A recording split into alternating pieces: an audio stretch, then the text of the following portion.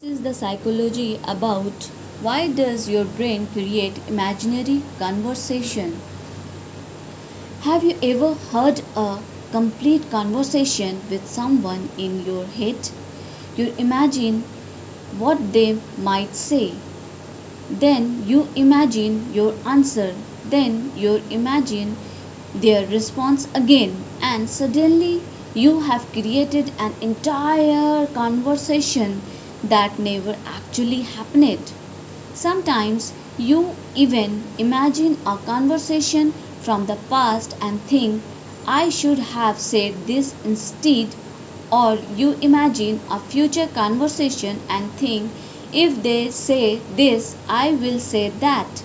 But why does our brain do this? Is it normal? And what does psychology say about this imaginary conversation? Let's find out. Number one, your brain is constantly simulating. The human brain doesn't only respond to what's happening right now, it also remembers the past and imagine possible future situation. That's why you may mentally rehearse a conversation before an important meeting, presentation, or difficult discussion. Your brain is essentially asking, what might happen and how should I respond? This mental rehearsal can sometimes help you feel more prepared. For example, before asking someone an important question, you might imagine different way the conversation could go. You are preparing yourself for possibilities. Number 2. Why do we replay old conversation? Now here's something many people experience. You have a conversation during the day, everything seems fine, but later when you are alone, your brain suddenly brings it back. You think, why did I say that? Maybe I should have answered differently. What did that person really mean? One reason this can happen is that emotionally important or unresolved experience can receive more attention in our minds. Your brain may keep revisiting some time because it feels unfinished. But there's an important difference between reflecting and overthinking. Reflection can help you learn. Overthinking keeps you stuck in the same loop without reaching a useful conclusion. Number 3. We also rehearse future conversation. Imagine that tomorrow you have to tell someone something important. Before the conversation even happens, your mind start creating possibilities. What if they disagree? What if they get angry? What if I don't know what to say? So you mentally practice your response. This can be useful. Actors rehearsal, students practice presentation, people prepare for interview. In everyday life, our minds can also rehearse conversation. The problem comes when the rehearsal becomes endless. If you keep imagining every possible response and every possible outcome, you may increase your stress instead of reducing it. Number 4. Your emotion can make the conversation more intense. Imaginary conversations aren't always about ordinary situations. Sometimes they involve strong emotion. Maybe someone disappointed you, maybe you feel misunderstood, maybe you wish you had expressed yourself more clearly.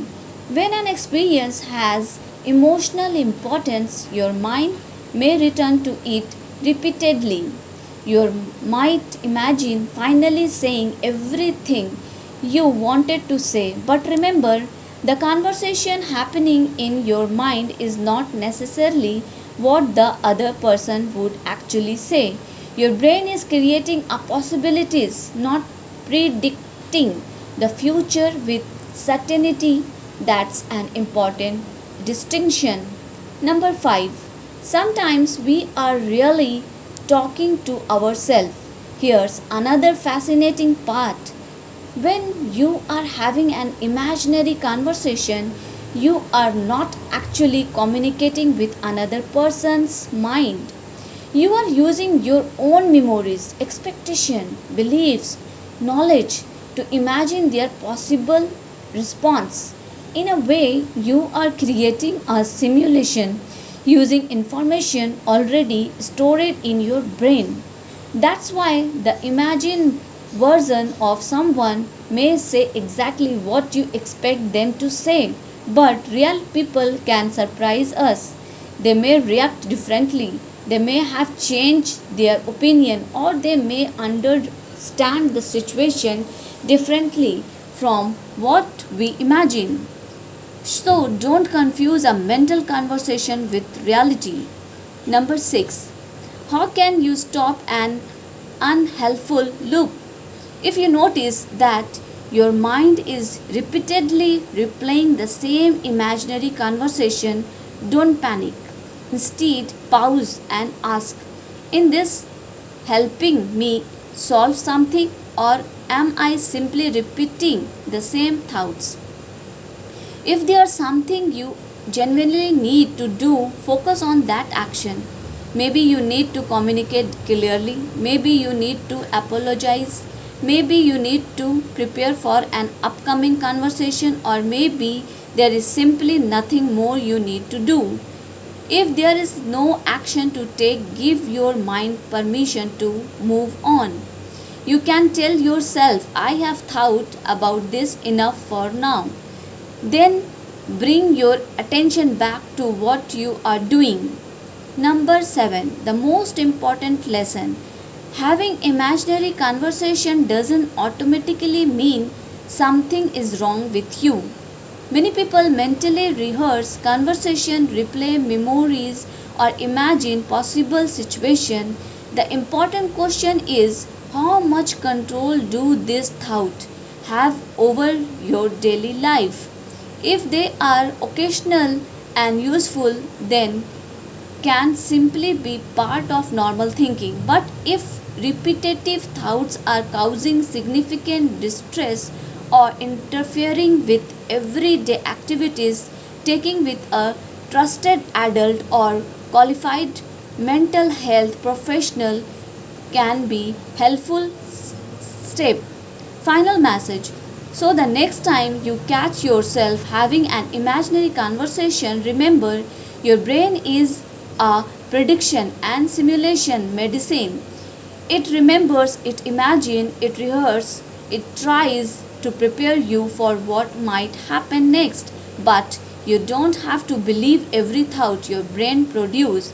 A thought is a thought, a possibility is a possibility, and an imaginary conversation is not the same as a real conversation.